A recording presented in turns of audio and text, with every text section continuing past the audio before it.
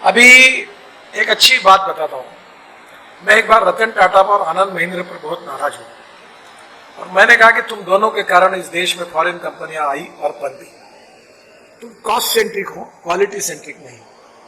तो आनंद महिंद्रा को बात लग गई और उसने 4 महीने के बाद मुझे फोन किया कि मैंने इटाली में एक डिजाइनिंग कंपनी खरीदी की और ये थार करके उनकी गाड़ी है और अभी नई एसयूवी वहां डिजाइन हुई। अब उसकी वेटिंग लिस्ट है। अब टाटा के ट्रक की, टाटा के गाड़ियों की वेटिंग लिस्ट है इलेक्ट्रिक की। पहले तो तैयार करने के लिए तैयार नहीं थे, अब 1-1 साल लगता है। अब मेरे घर पे लोग आते हैं कि तुम पत्र दो, उनको आउट ऑफ टर्न गाड़ी चाहिए। अब electric scooter, electric auto rickshaw, electric bus है, हजारों बसेस इलेक्ट्रिक की आ रही, एकदम सस्ती है।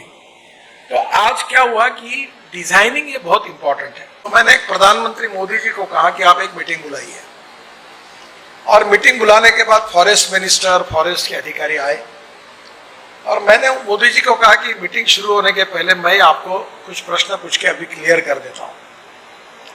तो मैंने उनको पूछा, फॉरेस्ट सेक्रेटरी को, कि बाम्बू ट्री है कि घास है? तो उन्होंने कहा बाम्बू घास है। तो मैंने कहा घास काटने के लिए एक्ट में परमिशन लगती है क्या?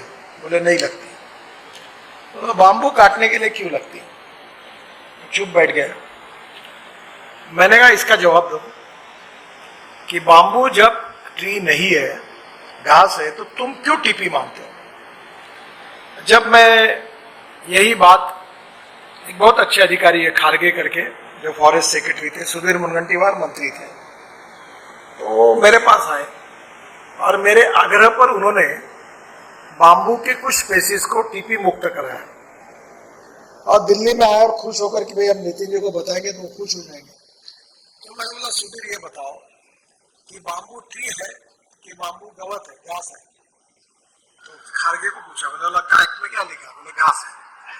बोला घास काटने को परमिशन लगती है क्या? बोले नहीं लगती। बोले तुम क्यों लगते हो? जब प्रधानमंत्री जी के सामने इसका आर्गुमेंट हुआ तो उन्होंने फिर से उनको पूछा कि ये बोल रही है क्या है? बोले ये सच है।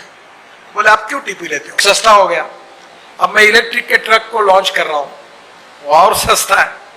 150 रुपए का 120 रुपए का डीजल और पेट्रोल के बजाय 10 रुपए 12 रुपए की इलेक्ट्रिसिटी लगेगी। अब मेरे पास सब इलेक्ट्रिक कार है। हाइड्रोजन पे चलने वाली कार में मैं घूमता हूँ दिल्ली में, जो पानी से हाइड्रोजन निकलता, वो पहली कार मेरे पास रखी मैंने, कि लोगों को कहने के लिए कि बदलो। तो अब धीरे धीरे पेट्रोल डीजल के कारण कॉस्ट बढ़ती है।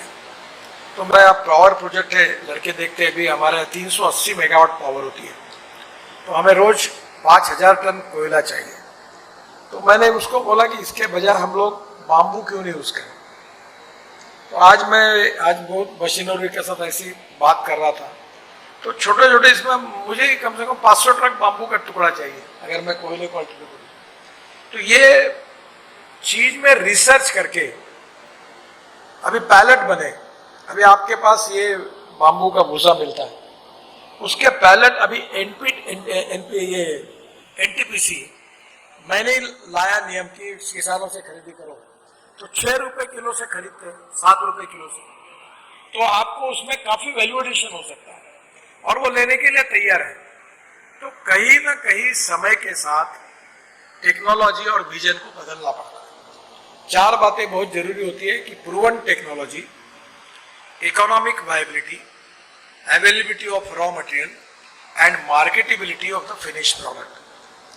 4 बातें जहां होगी वहां सक्सेस मिलता है और इसलिए समय के साथ बदलना पड़ता है और समय के साथ नहीं बदलेंगे तो फिर धीरे धीरे धंधा कम होते जाता है। मुझे लगता है इस सब ऑप्शन पर आप आगे आइए।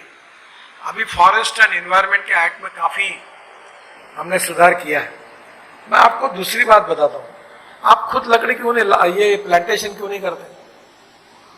मैं WCL और मैग्नीज्योर ऑफ इंडिया की जगह देता हूँ और उसमें आप ट्री लगाइए और सरकार से परमिशन लेके काटिए। अभी कानून आया है।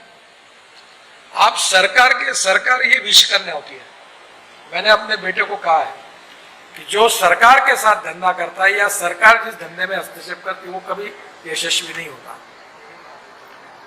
कभी भी सरकार के साथ पढ़ना नहीं लड़ेगा। आप किसानों को बताओ कि तुम लकड़ी लगाओ, हम खरीद लेंगे और उसकी टीपी उसको मिल जाएगी, बाम्बू को जरूरत नहीं है। और उसके ऊपर आज मैं भी ऑस्ट्रिया गया था और स्विट्जरलैंड गया था, पूरी लकड़ी काटने की जगह जगह पे ये थे, इतनी लकड़ी है उनके पास, कोई प्रॉब्लम ही नहीं है।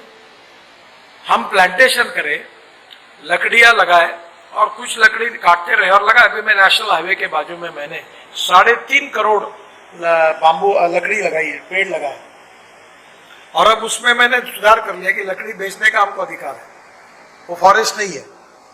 तो नेचुरली अगर रोड के बाजू में भी ये भंडारा रोड पर पूरे भंडारा तक लकड़ी लगाए और आपने ही काटी तो आपकी आरा मशीन चल जाएगी।